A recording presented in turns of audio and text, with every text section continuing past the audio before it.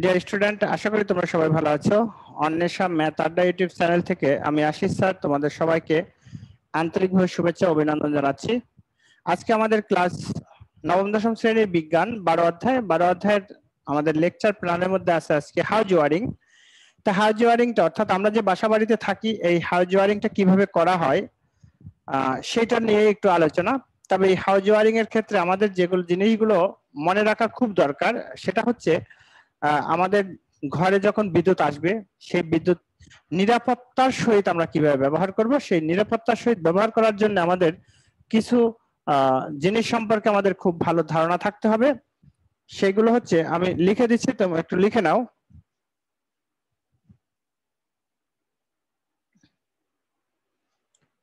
প্রশ্নটা যদি এমন হয় যে বাড়ির বৈদ্যুতিক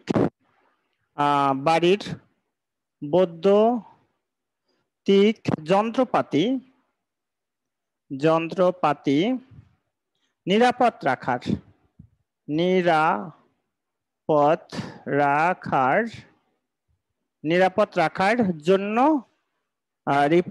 রাখার জন্য যেসব ব্যবস্থা গ্রহণ করা যায় আর কি। তো বাড়ির বৈদ্যুতিক যন্ত্রপাতি নিরাপদ রাখার যে ব্যবস্থা নিতে হবে সেটা হচ্ছে 1 নম্বর হচ্ছে সার্কিট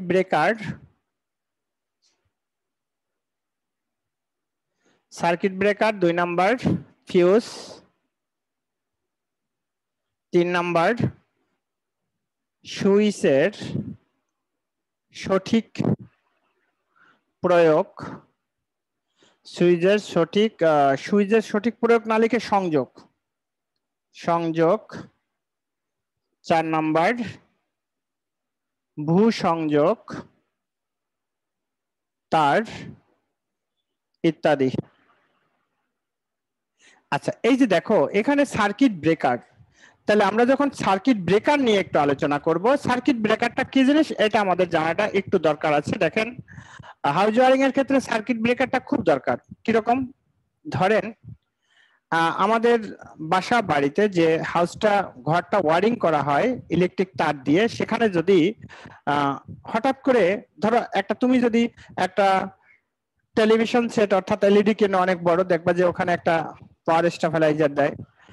তো তারপরেও যেমন একটা এসি লাগাইলে ওখানে একটা সার্কিট ব্রেকার লাগাই দেয়। কেন ব্রেকার লাগাই দেয়? যে ওই এসিতে হঠাৎ করে যেন বিদ্যুতের পরিমাণটা বেশি প্রবেশ না করে, প্রয়োজনের অধিক যেন না যায়। যদি প্রয়োজনের অধিক যায় কিংবা ওই আমাদের এসির যদি কোনো সমস্যা হয়, তাহলে সাথে সাথে সার্কিট ব্রেকারের এটা নিচে পড়ে যায়, অটোমেটিক্যালি পড়ে যাবে, যাতে করে আমাদের ওইখানে কোনো বৈদ্যুতিক দুর্ঘটনা না ঘটে এবং মানে কোনো রকমের কোনো সমস্যা সৃষ্টি না করে। এই জন্য সার্কিট ব্রেকারটা লাগানো হয়। এখন এই যে ফিউজটা হচ্ছে ছোট ছোট জিনিসগুলো, যেমন ধরো আমাদের আমরা আয়রন করি, তার একটা আছে। তারপরে একটা কোন একটা কিছু দিলাম, সেখানে ধরো ফিউজ কি হতে পারে ছোট। ধরো আমাদের বাসায় যদি এরকম বলি যে ওই যে পাওয়ার স্টেবিলাইজার থাকে, ওইখানে ছোট ভিতরে একটা ফিউজ দেওয়া থাকে। এখন এই যে ফিউজটা কেন দেওয়া থাকে? টিভি লাইট জ্বালানোর জন্য এক ধরনের ফিউজ ব্যবহার করা হয়। তারপর হচ্ছে তোমার ওই ইলেকট্রিক কেটলির জন্য এক ধরনের ফিউজ ব্যবহার করা হয়। এই যে ফিউজ গুলোর এক একটা মান থাকে, যে ধরেন 10 এম্পিয়ারের বেশি বিদ্যুৎ ওর মধ্যে যাবে না, এই জন্য একটা ফিউজ দেওয়া হয়। এই ফিউজটার কি ইয়েটাই আছে যে ওর রেঞ্জই আছে 10 এম্পিয়ার বিদ্যুৎ ও ধারণ করতে পারবে, এর বেশি পারবে না ও। এই জন্য ওই ছোট ছোট জিনিসগুলোর জন্য ফিউজ ব্যবহার করা হয়। এরপর সুইচের সঠিক প্রয়োগ, সুইচ অন অফ করা যে সুইচগুলো থাকে, এই সুইচগুলো যদি সঠিকভাবে প্রয়োগ না করি তাহলে তো হবে না। যেখানে যে মানের সুইচ দরকার সেখানে সেই মানের সুইচ দেব। এখন যদি ওখানে তার চেয়ে নিম্ন মানের দেই তাহলে তো ওটা আগুন জ্বলে যাবে, বা 1 সপ্তাহ 15 দিন ব্যবহার করার পর এটা কিন্তু নষ্ট হয়ে যাবে। এই জন্য সুইচের সঠিক সংযোগ, ওই সুইচের সাথে সঠিকভাবে সংযোগ দিতে হবে। এবং ভূসংযোগ তার ইত্যাদি। ভূসংযোগ তারটা কি? যেমন ধরো দেখবা কি তোমাদের বাসায় যদি ডেস্কটপ কম্পিউটার থাকে, যদি তোমার বাসার লাইনে যদি না থাকে আর কি, আর্থিং যেটা ওইটা যদি না থাকে, তাহলে ওইখানে হাত পড়লে পর হঠাৎ করে একটু শর্ট করে, মানে খুব বেশি মানে হয় না, বিপদ হবে না, কেমন হঠাৎ করে ধরলে পরে একটু শর্ট করবে। অর্থাৎ যদি আমার বাসায় ওই ইয়েটা অর্থাৎ আর্থিনটা অর্থাৎ ভূসংযোগ তারটা যদি দেওয়া থাকতো তাহলে আমার এই জিনিসটা হতো না। তো এটি হচ্ছে আমাদের এই ভূসংযোগ তার, সুইচ, ফিউজ, সার্কিট ব্রেকার, এইগুলোর কাজ। এরপর আমরা যখন হাউস ওয়ারিংটা করব, হাউস ওয়ারিং এর নকশাটা এখানে আমাদের বইয়ে যে নকশাটা দেওয়া আছে এই নকশাটা কিন্তু একটু জটিল টাইপের, মানে একটু জটিল টাইপের। তোমরা এইটা চেষ্টা করবা এই নকশাটা যেভাবে আঁকা হয়েছে এভাবে চিত্র এঁকে ড্রয়িংটা করার চেষ্টা করতে হবে, কারণ পরীক্ষায় কিন্তু এটা আসবে। আমরা যদি শর্টকাটে এই ওয়ারিংটা মানে একটু শর্ট করে লিখবো সেটা যদি করি, তাহলে দেখো শর্ট করে কিভাবে লেখা যায় আমি বোর্ডে লিখে দিচ্ছি, তোমরা একটু লিখে নাও। এইভাবে আঁকলেও হয়ে যাবে পরীক্ষার খাতায়।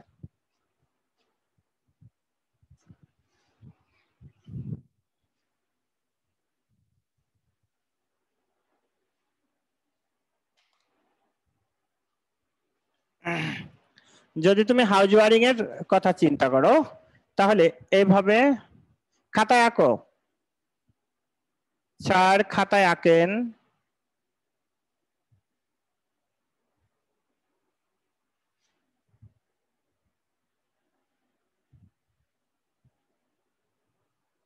আমরা হাউস ওয়ারিং করবো, হ্যাঁ। এখানে দেবো হচ্ছে মেইন সুইচ, এখানে দেবো মেইন সুইচ, হ্যাঁ। তাহলে মেইন সুইচটা যদি এখানে দেই, এইটা ধরেন মেইন সুইচ লিখবো পরে, তারপরে দেন মেইন সুইচ। আচ্ছা, মেইন সুইচ গেল। এখান থেকে আমাদের আর একটা নিচের দিকে নামাও, এটা দিলাম।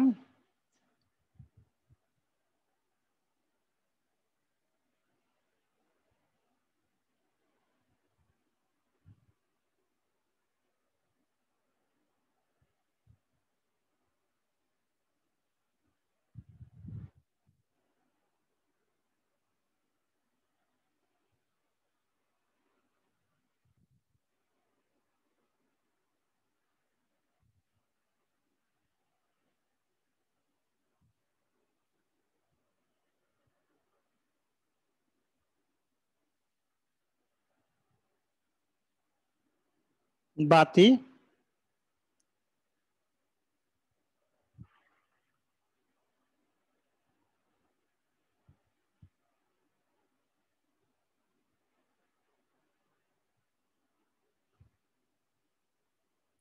এখানে একটা পাখা লাগাই দাও।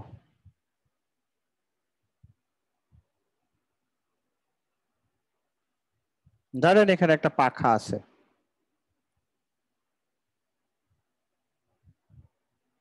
পাখা।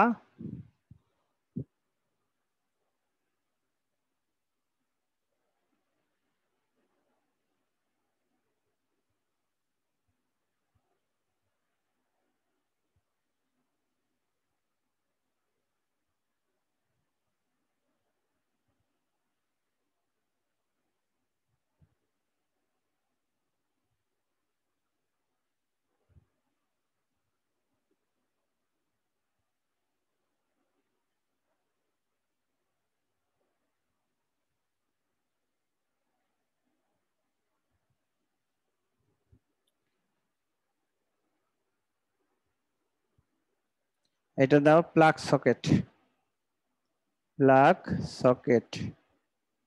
আর এটা হচ্ছে প্লাগ সকেট ডিস্ট্রিবিউটার, ডিস্ট্রিবিউশন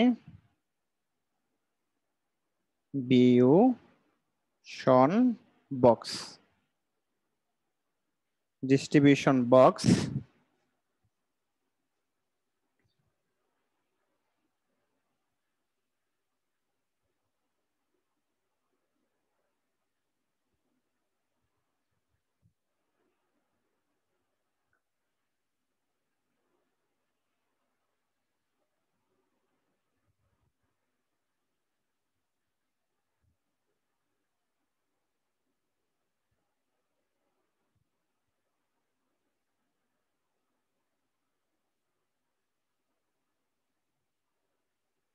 এটা হচ্ছে মিটার,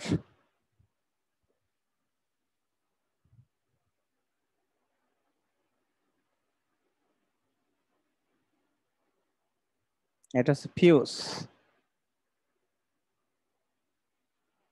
তারপর এটা হচ্ছে বৈদ্যুতিক তার, বৈদ্যুতিক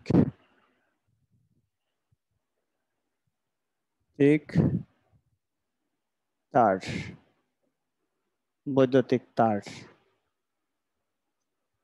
দেখো আমরা যদি এই জিনিসটুকু এইভাবে এঁকে দেই তাহলেই কিন্তু আমাদের ওই মোটামুটি আমরা পরীক্ষায় নম্বর পাবো, এটা আমরা নিশ্চিত থাকতে পারি।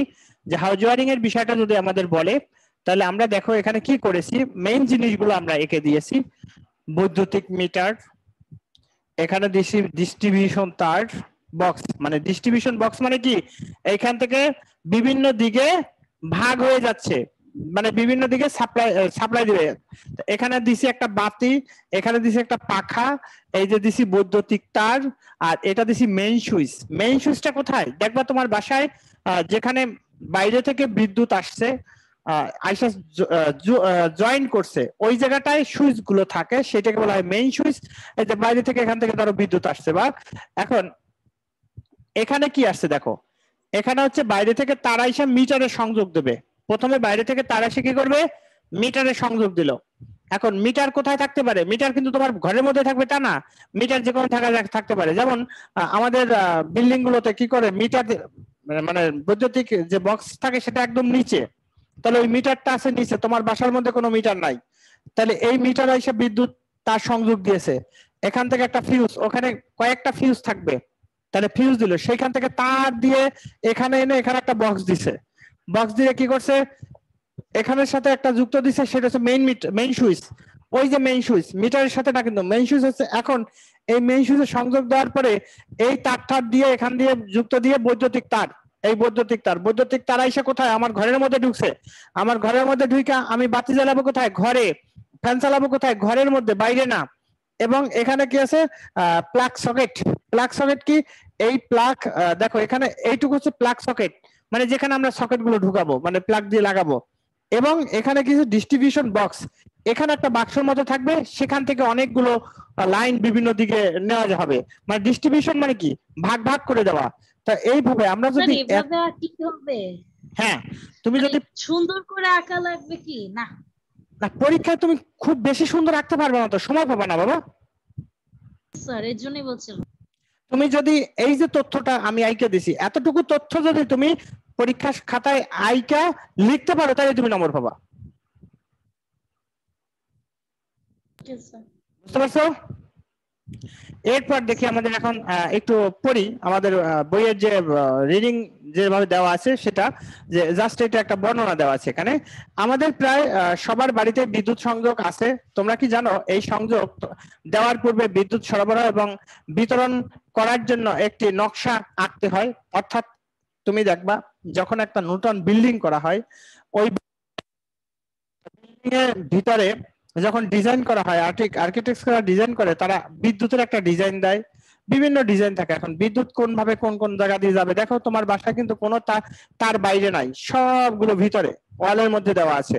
তাহলে এটার জন্য একটা ডিজাইন করতে হয়, তখন কি একটা নকশা আঁকতে হয়। বাসা বিদ্যুৎ বিতরণের একটি নকশা কেমন হতে পারে সেটি দেখানো হলো। কোথায় দেখাইছে, এই যে পাশে, যে নকশাটা কেমন হইতে পারে সেই নকশাটা এখান থেকে দেখাইছে। তাহলে এখন এরপরে কি আছে, নকশা কেমন হবে সেটি, বাড়িতে তড়িৎ সংযোগের জন্য সিরিজ বর্তনী উপযোগী। বাড়িতে কি তড়িৎ সংযোগের জন্য কি সিরিজ বর্তনী উপযোগী, সিরিজের বর্তনীটা থাকতে হবে।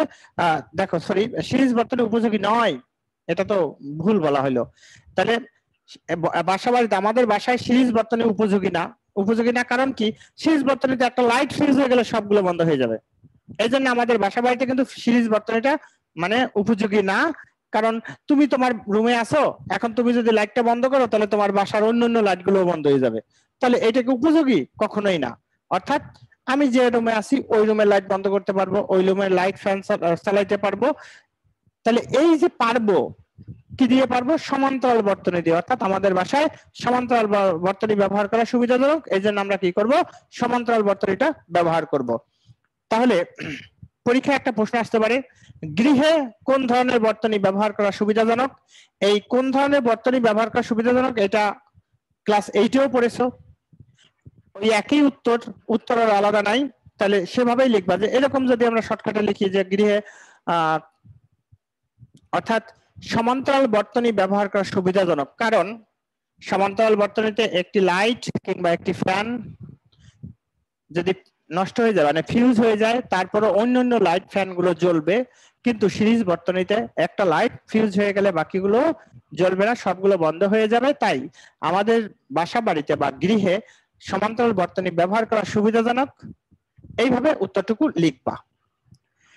কারণ সুইচ অন করলে একই সাথে সবগুলো, ওই যে এই কথাগুলোই আমি যেগুলো বলছি এই কথাগুলো এখানে দিয়েছে যে অন করলে সবগুলো ভালভ জ্বলে উঠবে, ফ্যান চলে উঠবে, আবার যদি অফ করি তাহলে কি সবগুলো লাইট সবগুলো ফ্যান বন্ধ হয়ে যাবে, একই সাথে বন্ধ হয়ে যাবে। তাই তার চাইতে বড় কথা সবগুলো সিরিজে থাকলে, সবগুলো যদি সিরিজে থাকে কোনো ভালভ বা ফ্যানেই প্রয়োজনীয় ভোল্টেজ পাবে না। তাহলে কি হবে? সিরিজে থাকলে লাইট ফ্যান চালানোর জন্য যতটুকু ভোল্টেজ দরকার সে কিন্তু পাবে না। তাহলে পাবে না, ভাগাভাগি হওয়ার কারণে ভোল্টেজ কম হয়ে যাবে। ভাগাভাগি হওয়ার কারণে কি করবে? ভোল্টেজটা কম হয়ে যাবে। তুলনামূলক বাসায় তড়িৎ সংযোগের সমান্তরাল সংযোগ ব্যবস্থা মেনে কাজ করা হয়। সমান্তরাল সংযোগ ব্যবস্থা মেনে কাজ করবে, তাহলে আর এটার এই সমস্যাটার সম্মুখীন হব না। ওইখানে কিন্তু প্রশ্নের উত্তর আছে, বা আমি যেটা বলছি সেটাও যদি তোমরা সাজাই লেখো তাহলে হবে। এবার নিচে একটি হাউস ওয়ারিং এর বিশদ চিত্র দেওয়া হইলো তোমার বইয়ে। এখানে একটা হাউস ওয়ারিং এর চিত্র দেখো দেওয়া আছে। এতে মেইন লাইনকে কিভাবে সংযোগ করে অন্য উপাদান যেমন ফিউজ বা circuit breaker, main switch, plug socket, distribution box. তাহলে দেখেন কি কি আছে এখানে। ফিউজ বা সার্কিট ব্রেকার, ফিউজ হইতে পারে সার্কিট ব্রেকার হইতে পারে। তাহলে আমি ফিউজ লিখছি, এখানে সার্কিট ব্রেকার লিখলেও কোনো সমস্যা ছিল না। তারপরে লাগবে কি? Main switch. মেইন সুইচ আছে, এই যে মেইন সুইচ আমরা দিয়েছি, মেইন সুইচ দিয়েছি না। প্লাগ সকেট দিয়েছি, প্লাগ সকেট। ডিস্ট্রিবিউশন বক্স দিয়েছি, ডিস্ট্রিবিউশন বক্স। তারপরে এবং প্রয়োজনীয় বাতি বা পাখার সংযোগ। তাহলে এই যে বাতিও দিছি একটা, পাখাও দিছি একটা। তার মানে আমার কিন্তু এখানে কিছুই বাকি নাই। হয়তোবা আমি এদের মতো অত ঘুরেই ফেসে রাখি নাই, আমি আঁকছি একদম সোজা সাপটা একটা চিত্র। অর্থাৎ পরীক্ষার খাতায় আমরা এভাবেই আঁকবো। ওইভাবে আঁকতে গেলে অনেকটা সময় লেগে যাবে, যেটা তোমরা শেষে মিলাইতে পারবে না, ঝামেলা হয়ে যাবে। তো এতটুকু পরিমাণ মানে এভাবে চিত্রটাকে এটুকু লিখে দিলেও তোমরা নম্বর পাবা, কোনো সমস্যা আশা করি হবে না। এরপরে বাসায় বিদ্যুৎ সরবরাহের প্রধান তার দুইটির, বাসায় যে বিদ্যুৎ সরবরাহ করব তার প্রধান তার দুইটির একটি হলো জীবন্ত তার। বাসায় যে প্রধান সংযোগকারী তার, একটা হচ্ছে জীবন্ত তার এবং অন্যটি হচ্ছে নিরপেক্ষ তার। জীবন্ত তারে বিদ্যুৎ ভোল্টেজ থাকে, জীবন্ত তারে বিদ্যুৎ ভোল্টেজ থাকে। আর একটা হচ্ছে নিরপেক্ষ তার, ওই যে ভূসংযোগ তারটাই হচ্ছে নিরপেক্ষ তার। তাহলে নিরপেক্ষ তার। এরপরে দেখো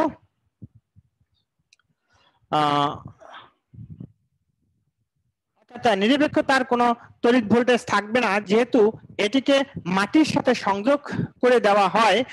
এটি দেখো সার্কিট পূর্ণ করে বিদ্যুৎ প্রবাহ নিশ্চিত করতে থাকে। সার্কিট পূর্ণ করে কি বিদ্যুৎ প্রবাহটা নিশ্চিত করতে থাকবে। মেইন তারটি ফিউজ বা সার্কিট ব্রেকার হয়ে মিটারে যায়। মেইন তারটি কি করবে? ফিউজ বা সার্কিট ব্রেকার হয়ে কিসে যাবে?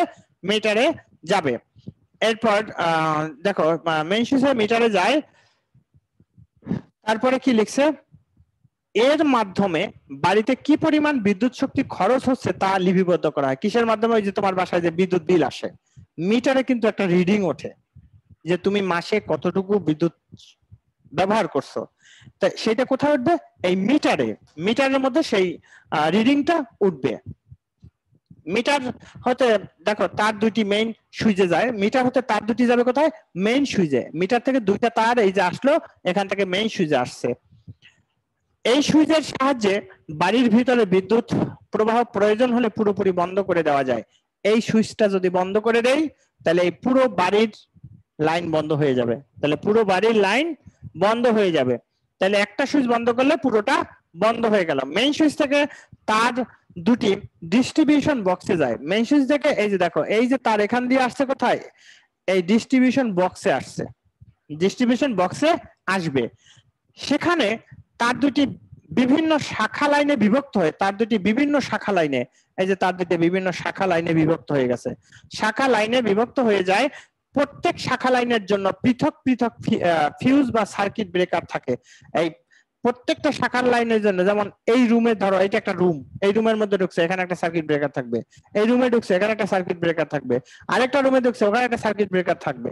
অর্থাৎ যদি কোনো একটা রুমে বিদ্যুৎ দুর্ঘটনার ভিতরে পড়ে, তাহলে সাথে সাথে সার্কিট ব্রেকারটা পড়ে যে অন্তত ওই রুমের বাতি ফ্যান কোটা নষ্ট হবে, বাকিগুলো কিন্তু নষ্ট হবে না। এই জন্য সার্কিট ব্রেকারটা ব্যবহার করা হয়। ছবিতে লাইটের জন্য 5 এম্পিয়ার, দেখো এখানে লাইটের জন্য কত এম্পিয়ার ফিউজ, লাইটের জন্য 5 এম্পিয়ার ফিউজ, ফ্যানের জন্য 10 এম্পিয়ার ফিউজ, হিটারের জন্য 15 এম্পিয়ার ফিউজ, প্লাগ সকেটের জন্য 30 এম্পিয়ার ফিউজ। প্লাগ সকেটে বেশি মানের ফিউজ লাগবে, কারণ প্লাগ সকেট থেকে বিভিন্ন দিকে লাইন নেওয়া হইতে পারে, সেই চিন্তা করে প্লাগ সকেটে 30 এম্পিয়ার ফিউজ ব্যবহার করা হবে। আর হিটারে তো বেশি লাগবে, ভোল্টেজের পরিমাণটা বেশি লাগবে, এই জন্য এখানে 15 এম্পিয়ার ফিউজ। তারপর হচ্ছে ফ্যানের জন্য একটু বেশি লাগে, কিসেছে, লাইটের চেয়ে একটু ফ্যানে বেশি বিদ্যুৎ খরচ হয়, এই জন্য ফ্যানের জন্য 10 এম্পিয়ার ফিউজ আর লাইটের জন্য 5 এম্পিয়ার ফিউজ ব্যবহার করা হয়।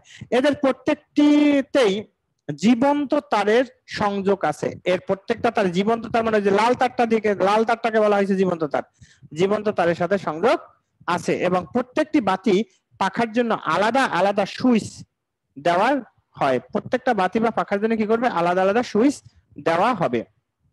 এরপর বাড়িতে বৈদ্যুতিক ওয়ারিং দেওয়ার সময় বাতি বা পাওয়ার সুইচের দেখো যাবতীয় ফিউজ যেন জীবন্ত তারের সাথে যুক্ত হয়, সেটিকে কি করতে হবে, বিশেষ করে নজর রাখতে হবে। যদি যুক্ত হয়েছে কিনা, এটা যদি নজর না রাখো যে আদৌ এটার সাথে যুক্ত হয়েছে কিনা, যুক্ত না হলে তো লাইট ফ্যানও চলবে না। তাছাড়া সমস্ত তার দেখো পিভিসি বা যে কোনো পিভিসি মানে পাইপ, পিভিসি পাইপ বা যে কোনো অপরিবাহী পদার্থ দ্বারা মোড়ানো হতে হবে। অপরিবাহী পদার্থ কি, অর্থাৎ যেটার মধ্যে দিয়ে বিদ্যুৎ পরিবাহী হবে না। দেখবা কি তারের উপরে প্লাস্টিক আছে, ওইটার ভিতরে তার, তাহলে ওই প্লাস্টিকের কারণে আমরা তারটা বিদ্যুৎ দেওয়া থাকা অবস্থায় তার ধরতে পারি, শর্ট করে না। আর যদি ওই প্লাস্টিক যদি দেওয়া না থাকতো তাহলে কি করতো, শর্ট করতো। তাহলে শর্ট করলে আমরা কি হইতাম, বিভিন্ন সমস্যায় পড়ে যেতাম। এরপর বর্তমানে ওয়ারিং কেবলকে সাধারণত দেওয়ালের প্লাস্টারের ভিতর দিয়ে টানা হয়। এখন বর্তমানে কি করছে, ওয়ারিং প্লাস্টার গুলো কি করছে, আগে ওয়ারিং করবে তারপরে প্লাস্টার করবে, কারণ ওইটা যেন ভিতরে থাকে, মানে মানুষের হাতের নাগালের বাইরে থাকে। যেমন এরপর দেখো, তাছাড়া সব ধরনের যন্ত্রপাতির জন্য ফিউজ সংযোগ নিশ্চিত করতে হবে। বিভিন্ন ধরনের যন্ত্রপাতি যেমন ফ্রিজ, টিভি, তারপর ইত্যাদির জন্য উপযোগী ফিউজ ব্যবহার করা নিশ্চিত করতে হবে। এছাড়া প্রয়োজনীয় লোড নিতে পারে এ ধরনের কেবল ব্যবস্থা নিতে হবে। অর্থাৎ প্রয়োজনীয় লোড মানে কি, যেমন ধরো যেখানে ফিউজ বেশি লাগবে সেখানে যদি আমি একটা চিকন তার দিয়ে দেই, তাহলে লাইট বা ওখানে জিনিসটা চালানোর সাথে সাথে ওইটা জ্বলে যাবে। এই জন্য প্রয়োজনীয় ভোল্টেজ যেন সে করতে পারে সেই মাপের তার এখানে আমরা ব্যবহার করতে হবে। তাহলে কেবল মানে তার ব্যবহার করব, তা না হলে বিদ্যুৎ প্রবাহের সময় তার উত্তপ্ত হয়ে কি হবে, দুর্ঘটনা ঘটবে। সেজন্য বিদ্যুৎ প্রবাহের সময় কি করবে, তার উত্তপ্ত হয়ে একটা দুর্ঘটনার সৃষ্টি হবে। এই দুর্ঘটনার হাত থেকে বাঁচার জন্য আমরা এই কাজটা করব। এবার তড়িৎ বিশ্লেষণ। তড়িৎ বিশ্লেষণ বলতে কি বুঝো, এই তড়িৎ বিশ্লেষণ যখন আমরা পড়তে আসব, দেখো আমরা কিন্তু তড়িৎ বিশ্লেষণ বা তড়িৎ বিশ্লেষ্য পদার্থ এগুলো কিন্তু আমাদের 8 এর বইয়ে খুব ভালো একটা ধারণা ছিল। কোন দ্রবণের মধ্যে বিদ্যুৎ বা তড়িৎ প্রবাহ করে এর অনেকগুলো ধনাত্মক ও ঋণাত্মক অংশে বিভক্ত হওয়ার পদ্ধতিকে তড়িৎ বিশ্লেষণ বলে। তড়িৎ মানে কি, বিদ্যুৎ।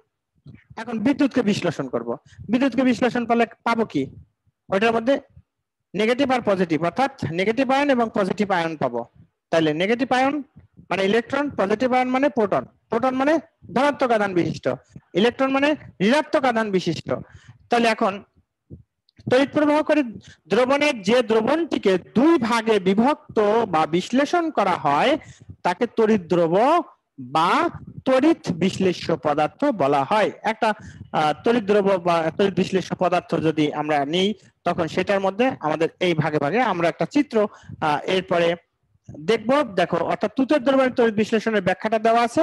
আগে আমরা প্রয়োজনীয় জিনিসগুলো পড়ে নিই, তারপর তুতের দ্রবণের ব্যাখ্যাটা পরে পড়ে নেব। এরপর দেখেন, আমরা আগেই দেখেছি যে পরিবাহকের দুই পাশে ব্যাটারি সেল দিয়ে বিভব পার্থক্য তৈরি করলে পরিবাহকের মুক্ত ইলেকট্রনগুলো প্রবাহিত হয়, যেটাকে আমরা বিদ্যুৎ বা তড়িৎ প্রবাহ বলি। তড়িৎ বিশ্লেষণের সময় কি করতে হবে? দেখো, তড়িৎ বিশ্লেষণের সময় দ্রবণের ভেতর দিয়ে কিভাবে বিদ্যুৎ প্রবাহিত করা হয়। তড়িৎ বিশ্লেষণ বা দেখো ইলেকট্রোলাইসিসের সময় তড়িৎ দ্রবণটি ধনাত্মক এবং ঋণাত্মক আয়নে কি হবে? আয়নে বিভক্ত হয় এবং ঋণাত্মক আয়নের প্রবাহের দিকে দ্রবণে বিদ্যুৎ প্রবাহ করা হয়। ঋণাত্মক আয়নের প্রবাহ যেদিকে আছে সেদিকে দ্রবণের বিদ্যুৎ প্রবাহটা করব। এই সকল, যেমন সকল অ্যাসিড, কিছু অ্যাসিড থাকে, সালফুরিক অ্যাসিড, হাইড্রোক্লোরিক অ্যাসিড, এরকম। তাহলে দেখো, সকল অ্যাসিড ক্ষারক, কয়েকটি নিরপেক্ষ লবণ, আমরা কয়েকটা অ্যাসিড দেখতে পারি, কয়েকটা ক্ষারক দেখতে পারি, আবার নিরপেক্ষ লবণ ইত্যাদি আমরা সম্পর্কে জানবো। যেমন আমরা যদি বলি acid, sulphuric acid H2SO4, sulphuric acid কি H2SO4, যেমন H2SO4 এটা হচ্ছে সালফুরিক অ্যাসিড। HNO3 কি? Nitric acid. এটা হচ্ছে সালফুরিক অ্যাসিড, এটা হচ্ছে নাইট্রিক অ্যাসিড। তারপর হচ্ছে copper sulphate, CuSO4, copper sulphate. এটা কি পদার্থ? তারপর silver nitrate, AgNO3, silver nitrate. তারপর হলো কি আছে? Sodium hydroxide. এখন সোডিয়াম হাইড্রোক্সাইড, এখন বলেন তো, আমরা এই যে এখানে যা যা লিখছি এর মধ্যে কোনটা কোনটা অ্যাসিড আর কোনটা নিরপেক্ষ পদার্থ, কোনটা ক্ষারক? দেখেন, আমরা অ্যাসিড গুলো সহজে চিনব কিভাবে? অ্যাসিডে প্রতিস্থাপনী হাইড্রোজেন পরমাণু থাকবে, যেমন H2SO4, এই যে প্রতিস্থাপনী হাইড্রোজেন পরমাণু SO4। তারপরে H2SO4 সালফুরিক অ্যাসিড, HNO3, এই যে প্রতিস্থাপনী হাইড্রোজেন পরমাণু আছে, HNO3 nitric acid. Copper sulphate, CuSO4, copper sulphate. তাহলে এই যে CuSO4, কপার সালফেট হচ্ছে একটা লবণ, তার মানে লবণ মানে কি? নিরপেক্ষ পদার্থ। সিলভার নাইট্রেট, এটাও লবণ, নিরপেক্ষ পদার্থ। সোডিয়াম হাইড্রোক্সাইড ক্ষারক, ক্ষারকে কি OH থাকবে? ক্ষারকের মধ্যে কি থাকবে? OH থাকবে। তাহলে OH থাকলে কি হয়েছে?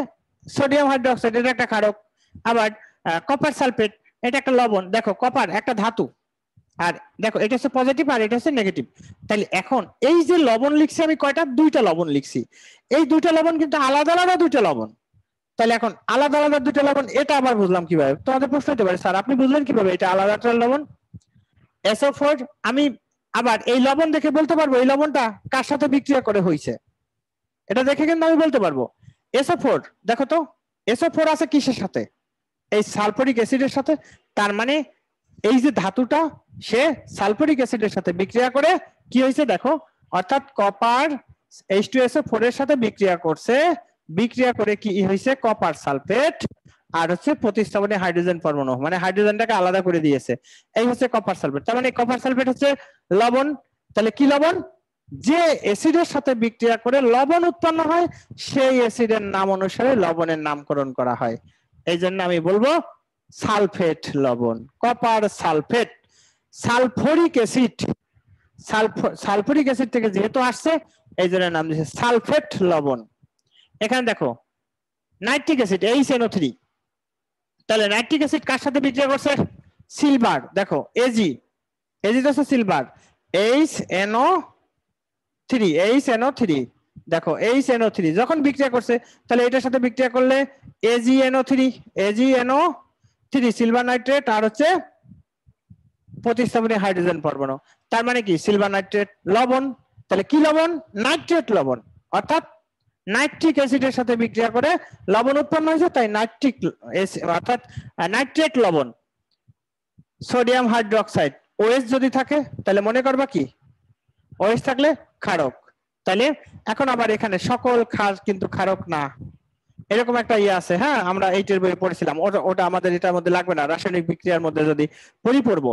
তাহলে এখন আমরা আশা করি এখান থেকে আমরা এগুলো বুঝতে পারছি যে দেখো হাউজ ওয়ারিং হইলো, তারপরে তড়িৎ বিশ্লেষণ, তড়িৎ বিশ্লেষণে এখানে আমাদের যে কিছু লবণের কথা, কিছু অ্যাসিড, কিছু লবণ, কিছু ক্ষারকের কথা বলছে। তাহলে এই যে সেই কিছু অ্যাসিড মধ্যে দুইটা অ্যাসিডের নাম বলা হয়েছে এখানে, সালফুরিক অ্যাসিড, নাইট্রিক অ্যাসিড, আরো আছে কি হাইড্রোক্লোরিক অ্যাসিড হইতে পারে, তারপর হাইড্রোক্লোরিক অ্যাসিড, তারপর হচ্ছে কার্বনিক অ্যাসিড হইতে পারে। বুঝতে পারছো? তাহলে এখন দেখো, তাহলে এক কার্বনিক অ্যাসিড, তারপর কার্বলিক অ্যাসিড, নিক আর লিক থাকতে পারে। এখন এই যে অ্যাসিড গুলো, অ্যাসিড সবসময় একটা জিনিস মনে রাখবা, অ্যাসিড যখন ক্ষারকের সাথে বিক্রিয়া করবে তখন অ্যাসিড মানে লবণ এবং পানি উৎপন্ন করবে। লবণ মানে নিরপেক্ষ পদার্থ, আর অ্যাসিডের ধর্ম তো একরকম আছেই, তারপর হচ্ছে ক্ষারকের ধর্ম একটা আছে, কিন্তু লবণ কিন্তু নিরপেক্ষ, লবণের কোনো ধর্ম তোমরা পড়ো নাই। লবণের ধর্ম একটাই, সে নিরপেক্ষ বস্তু, সে কারোর সাথে কোনো বিবাদ করবে না, ঝগড়া করবে না, সে নিজের মতো করে থাকবে, নিজের মতো করে থাকবে। তবে লবণ কার দ্বারা সৃষ্টি হচ্ছে? ওই যে অ্যাসিড এবং ক্ষারক, কিংবা অ্যাসিড ধাতুর সাথে বিক্রিয়া করে লবণ ও পানি উৎপন্ন করতে পারে। এই হচ্ছে আমাদের এখানের পড়াটা। এরপরে বিখ্যাত বিজ্ঞানী দেখো আরহেনিয়াস, বিখ্যাত বিজ্ঞানী আরহেনিয়াস কি বলছেন যে 1818 সালে তড়িৎ বিশ্লেষণের ব্যাখ্যা দেন। তিনি দেখিয়েছিলেন অ্যাসিড, ক্ষারক বা লবণ জাতীয় যৌগিক পদার্থকে তরলে দ্রবীভূত করলে সেগুলো কি হয়, আয়নিত হয়ে সমপরিমাণ ধনাত্মক ও ঋণাত্মক আধান বিশিষ্ট বা ঋণাত্মক আধান বা ঋণাত্মক চার্জে কি হবে, আয়নে মানে ঋণাত্মক চার্জে বিভক্ত হয়ে যাবে, সমানভাবে বিভক্ত হয়ে যাবে। আধানযুক্ত অবস্থায় আয়নগুলো রাসায়নিক ধর্ম প্রকাশ করে না। আধানযুক্ত অবস্থায় কি করবে, আয়নগুলো রাসায়নিক ধর্ম প্রকাশ করবে না। তবে চার্জবিহীন বা নিষ্ক্রিয় হলে এরা আবার রাসায়নিক বিক্রিয়ায় অংশ নিতে পারে। চার্জবিহীন বা নিষ্ক্রিয় হলে এরা কি করবে, আবার রাসায়নিক বিক্রিয়ায় অংশগ্রহণ করতে পারবে। আয়নগুলো তরলের মধ্যে বিক্ষিপ্ত হয়ে ঘোরাঘুরি করে। এই যে ধনাত্মক আয়ন আর ঋণাত্মক আয়ন, ওই আমরা যখন তুতের দ্রবণটা পড়বো, এগুলি কি করবে, আয়নগুলো বিক্ষিপ্ত অবস্থায় ঘোরাঘুরি, বিক্ষিপ্ত মানে কি এলোমেলো অবস্থায় ঘোরাঘুরি করবে।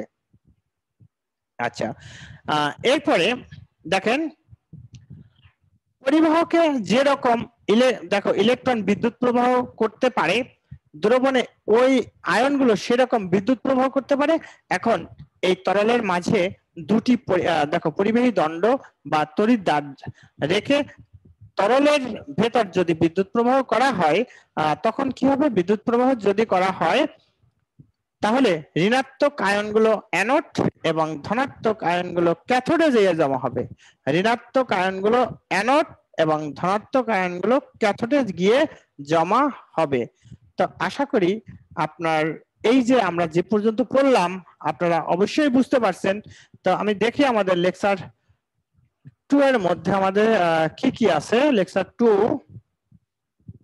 আমরা লেকচার ভাগ করে নিয়েছি, বইয়ের ইয়ে অনুসারে লেকচার ভাগ করা, কারণ এগুলো লেকচার ভাগ না করলে আসলে একটু জটিল হয়ে যায় পড়াটা, কারণ একসাথে তার অনেকগুলো পড়া যাবে না। লেকচার 1 আছে তড়িৎ বর্তনীর প্রতীক পড়েছি আমরা, তারপর হচ্ছে লেকচার 2 এর মধ্যে আছে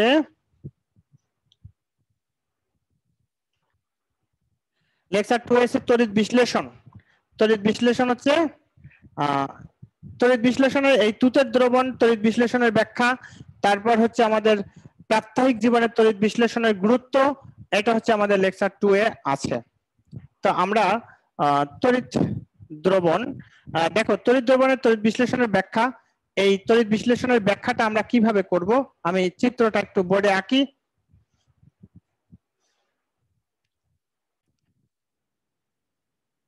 তো ডিয়ার স্টুডেন্ট, আমরা পরবর্তী লেকচারে তুতের দ্রবণের তড়িৎ বিশ্লেষণের ব্যাখ্যা করব, প্রাত্যহিক জীবনের তড়িৎ বিশ্লেষণের ব্যাখ্যা করব।